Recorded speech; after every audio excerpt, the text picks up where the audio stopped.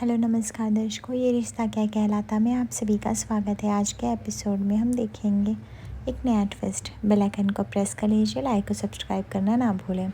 जहाँ पे हम देखते हैं कि जेलर साहिबा आती है और वह अभीरा को बोलती है, अभीरा आज तुम्हारी कोर्ट में सुनवाई है, तुम्हें कोर्ट में पेश होना है। उसके बाद वह अभीरा को लेके आते हैं। फैमिली के सभी लोग काफ़ी गहरे सदमे में रहते हैं, जहाँ पे कियारा अपने आप को गिल्टी मान रही होती है और अरमान जो होता है वो अभीरा का वेट कर रहा होता है। अरमान मन ही मन सोचता है, अभीरा को आज तो रिहा करके ही रहूँगा। जैसे अभीरा आती है उसे एक आहट मिलती है, वो पीछे मुड़ के देखता है तो अभीरा की हालत जैसे एकदम से बदतर हो गई रहती है और घर वाले सभी लोग अभीरा को देख रहे थे, पर अभीरा को तो जैसे किसी भी बात का चेत नहीं रहता। अभीरा एकदम से गुमसुम सी रहती है। उसके बाद अरमान जो होता है वो केस की कार्रवाई को शुरू करता है, जहाँ पे उससे पहले वह अभीरा को बोलता है, अभीरा मैं सब कुछ ठीक कर दूँगा, तुम्हें डरने की ज़रूरत नहीं है। देखना आज तुम इस जेल से रिहा हो जाओगे और इस कोर्ट से तुम डायरेक्ट अपने घर जाओगे। तभी यहाँ पे जज साहब पूछते हैं कि मैं जान सकती हूँ मिस्टर पोद्दार सर कि आपने इतनी जल्दी याचिका क्यों फ़ाइल किया है इस केस की सुनवाई के लिए, अभी तो 2 महीने बाद था। तभी अरमान बोलता है क्योंकि मुझे कुछ पुख्ता सबूत मिला है इसलिए। फिर वो उस प्रूफ को दिखाने लगता है जहाँ पे कियारा और वो उसी रेस्टोरेंट के टेबल पे बैठे थे। तभी यहाँ पे दूसरा वकील ऑब्जेक्शन उठाते हुए कहता है कि ये कोई प्रूफ नहीं हुआ, ये दिखा के क्या कहना चाहते हैं, कहीं ये बताना तो नहीं चाहते हैं इसमें कहीं भी यह साबित नहीं होता है कि मिस अभीरा ने मिस्टर अंशुमन जी का मर्डर नहीं किया है। तभी अरमान बोलता है कि मेरे काबिल दोस्त को ये नहीं पता कि हम अगर वकील हैं तो हम सबूतों के साथ आते हैं।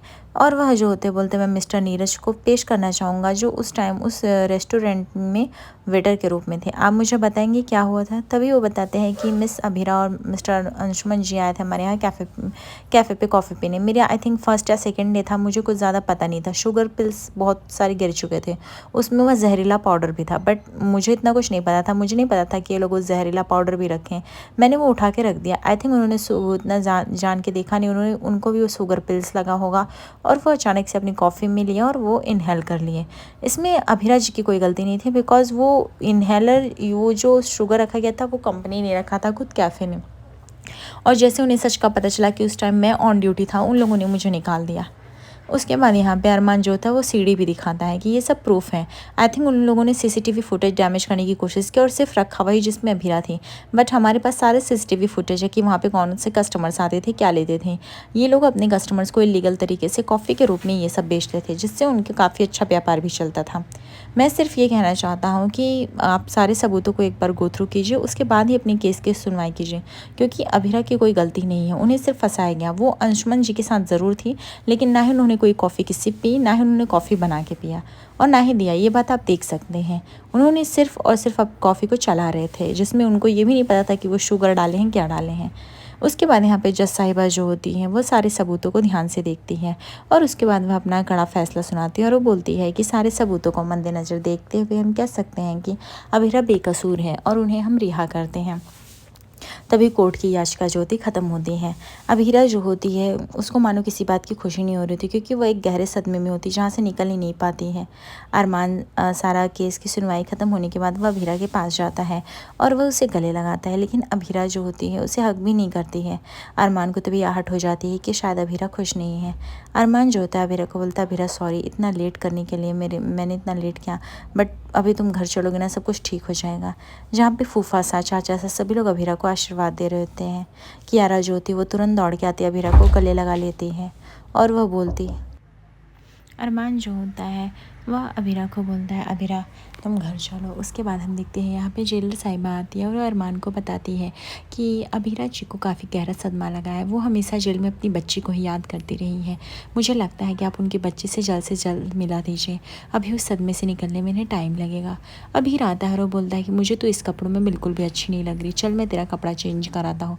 उसके बाद वह अभीरा को लेके चले जाता है। अरमान को मायरा को कॉल लगता है। मायरा ज्योति पूछती है, पापा प्लीज़ मुझे बताओ क्या मम्मा को आप अपने साथ घर लेके आ रहे हो या नहीं, यस या नो में। तभी अरमान बोलता है अगर मैं यस बोलूँ तो। तभी मायरा बोलती सच्ची में। अरमान बोलता है सच में, आपकी मम्मा भी आधे घंटे में घर आ रही है, अब वो आपके साथ ही रहेंगी।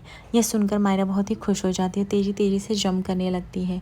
जितनी भी सारी लेडीज़ रहती है वो सब और भी खुश हो जाती हैं मायरा की इस बात से। तभी यहाँ पे विद्या बोलती, मासा मैं दिया जला के आती हूँ भगवान के मंदिर में, हमने अभीरा के लिए बहुत प्रे किया था। जैसे ही विद्या मुड़ती है और वह गीतांजलि का फेस देख के रुक जाती है, उसे लगता है शायद गीतांजलि कोई चीज़ बुरी लगे।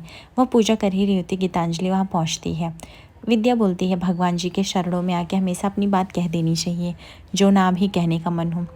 तभी गीतांजलि बोलती, मुझे खुशी है अभीरा जेल से आ रही, क्योंकि उसे उस चीज़ की सज़ा मिल रही थी जो वो की ही नहीं थी। मायरा के लिए भी खुश हूँ क्योंकि उसे उसकी माँ मिल रही। कहीं ना कहीं अरमान के लिए भी खुश हूँ क्योंकि वो इतना एफर्ट्स, इतना मेहनत लगा रहे थे। और घर वालों के लिए भी खुश हूँ।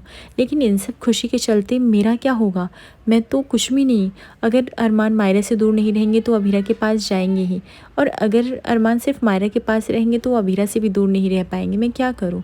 तभी यहाँ पे दादी सा जो होती है तेज़ी तेज़ी से घंटी बजाने लगती है और कहती हैं कि हे भगवान, मेरी लड़की को इस घर में लाने के लिए थैंक यू। मेरी लड़की यहाँ पे आएगी, जितना दिन चाहे रह सकती है, उसके बाद वह अपने गोयका हाउस भी जा सकती है अगर उसको मन करे तो। वैसे उसको इस घर की कोई कमी नहीं है। इस घर में अगर सबसे ज़्यादा किसी का हक है तो उस लड़की का है, क्योंकि उसने पग पग पे साथ दिया है। और रही बात, तो अगर उस लड़की के रहने से किसी को ऐतराज़ है तो इस शहर में होटल्स रूम की कमी नहीं है। लेकिन मैं क्यों जाऊं होटल्स रूम में? अगर मेरी बेटी यहाँ पे चाहती जितने दिन वो रहेगी, किसी को कोई दिक्कत है तो बता दीजिए। इनडायरेक्टली दादी साजोती गीतांजलि को ताना मार के चली जाती हैं। दूसरी तरफ हम देखते हैं अरमान जो होता है वह अभीरा को कार में बिठा के लेके आता है, और उसके बाद अरमान जो होता है वह अभीरा को कार से उतारता भी है। अभीरा को किसी भी बात का चेत नहीं रहता और वह एकदम गुमसुम सी रहती है। वह सिर्फ एक लाश बनकर चल रही होती है अरमान के साथ। ना ही वो हंस पा रही होती, ना ही वो बोल पा रही होती है। घर के सभी लोग जो होते हैं बहुत ही खुशी से आते हैं। वो अभीरा के वेलकम का सेलिब्रेट करना स्टार्ट करते हैं। सबसे ज़्यादा तो मायरा खुश रहती है और वह एकदम से चहक रही होती है। तभी यहाँ पे दादी सा एक अच्छा सरप्राइज़ प्लान की रहती है, जहाँ पे सभी लोग पोस्टर्स लेके बैठे रहते हैं, welcome home and we loved and missed you करके। यह देख कर भी अभीरा के चेहरे पे हंसी नहीं आती, क्योंकि वो एक गहरे सदमे में रहती है। जेल का सदमे से वो उभर ही नहीं पाई रहती है। दादी सा बोलती, लड़की अच्छा हुआ तुम आ गई, आज मेरा घर घर जैसा हुआ, और तुम्हारे आने की खुशी में हम तो डांस करेंगे ही। उसके बाद दादी सा, माँ सा सभी लोग नाचते हैं। तान्या को खुशी नहीं होती, क्योंकि तान्या को कहीं ना कहीं लग रहा होता है उसके भाई के साथ इनजस्टिस हुआ है। यहाँ पे दादी सा जो थी वह अभीरा को गले लगाती है, और विद्या ज्योति नज़र उतारती है और बोलती है कि बस बहुत ही वीक हो गई, अब मैं नहीं चाहती और वीक हो। अभीर भी आता है, वह अभीरा के साथ डांस करता है थोड़ा सा, और सभी लोग जो होते हैं सेलिब्रेट कर रहे होते, फूल वगैरह बरसा रहे होते हैं। तभी यहाँ पे मामी सा आती हैं और वह काजल आती है और बोलती है, बस मैं अभीरा को अच्छे अच्छे खाना खिलाऊंगी ताकि अच्छे से मोटी हो जाए, तंदुरुस्त हो जाए। मायरा और अरमान भी आते हैं और उस खेल में पार्टिसिपेट करते हैं, और सभी लोग बहुत ही अच्छे से अपनी खुशियाँ सेलिब्रेट कर रहे होते हैं। बट अब अभीरा को मानो होश नहीं रहता। तभी यहाँ पे दादी साहब बोलती, लड़की हमने तुम्हारा बहुत इंतज़ार किया, आज तुम आई हो, ऐसा लग रहा है घर में लक्ष्मी लौट के आई है। अपनी दाहिने शुभ कदम से इस घर की तरफ अपना कदम बढ़ाओ। तभी अरमान बोलते, क्या हुआ अभीरा, तुम किसी भी बात का आंसर क्यों नहीं कर रही हो? तभी एक मायरा आती है, वो गले लग जाती, बोलती इसलिए नहीं करी क्योंकि सबसे पहले वो मुझे आंसर करेंगी, है ना मम्मा? मम्मा बताओ ना, आप क्यों नहीं बोल रहे हो? आप हमारे साथ डांस भी नहीं किए, गुमसुम से खड़े हो ना, स्माइल कर रहे हो। कोई बात है क्या? आपको डर लग रहा है क्या? या फिर मैं इतने दिन स्कूल नहीं गई इसलिए आप गुस्सा हो मेरे से कि मैं स्कूल क्यों नहीं गई? बट मैं स्कूल जाऊँगी अब से, अब आप आ गए हो ना, मैं सब अच्छी चीज़ें करूँगी, बोलो ना। लेकिन अभीरा जो होती है एक शब्द नहीं बोलती। मायरा कब से बड़बड़ बड़बड़ कर रही होती है।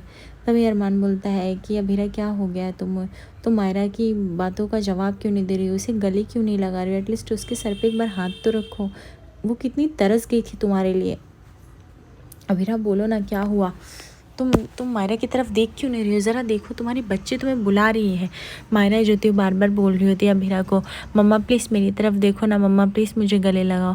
बट अभीरा को मानो किसी भी बात का सेंस नहीं रहता, ना ही उसे मायरा की आवाज़ सुनाई देती है। अरमान जो होता है वो अभीरा को बोल रहा था, अभीरा ये क्या है? तुम मायरा से बात तो करो, वो हर्ट हो जाएगी। छोटी बच्ची है, उस वो कब से तुम्हारी राह देख रही है। Abhira please try to understand. दादी सा समझ जाती है कि अभीरा सदमे में चली गई, इसलिए वो बोल नहीं पा रही है। दादी सा को ये देख के बहुत ही दुख भी होता है। अरमान जहाँ पे बार बार लाख कोशिश कर रहा होता है अभीरा को होश में लाने की, लेकिन जैसे 1 मिनट बाद अभीरा को होश आता है, अभीरा पूरी तरह से डर सी जाती है।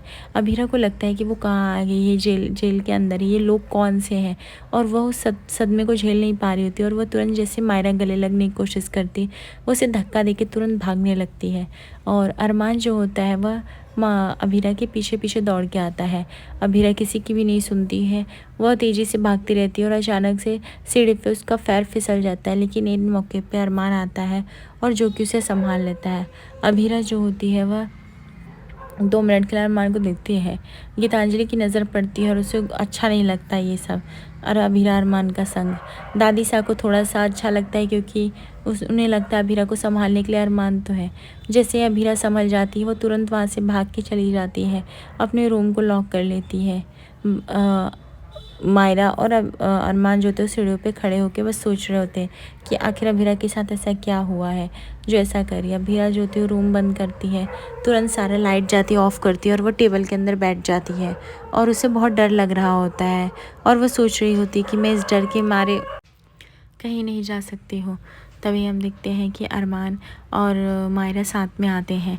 वो देखते हैं रूम में बहुत अंधेरा रहता है, लेकिन उन्हें पता रहता है अभीरा टेबल के नीचे है। मायरा और अरमान जाते हैं अभीरा से बात करने के लिए, जहाँ पे अभीरा बहुत डरी डरी रहती है और वह अपना मुँह छिपा रही होती है। तभी अरमान बोलता है, अभीरा मैं हूँ, तुम अपना मुँह क्यों छिपा रही हो, तुम अभी घर आ गई हो, तुम सेफ़ हो। अभीरा बोलती नहीं नहीं नहीं, चले जाओ, नहीं तो तुम लोग को भी जेल में डाल देंगे, चले जाओ, मुझसे कोई मत मिलो, मैं एक बुरी इंसान हूँ, चले जाओ। अभीरा जो होती है वो वही सब बड़बड़ कर रही होती है जो उसे सदमा लगा रहता है।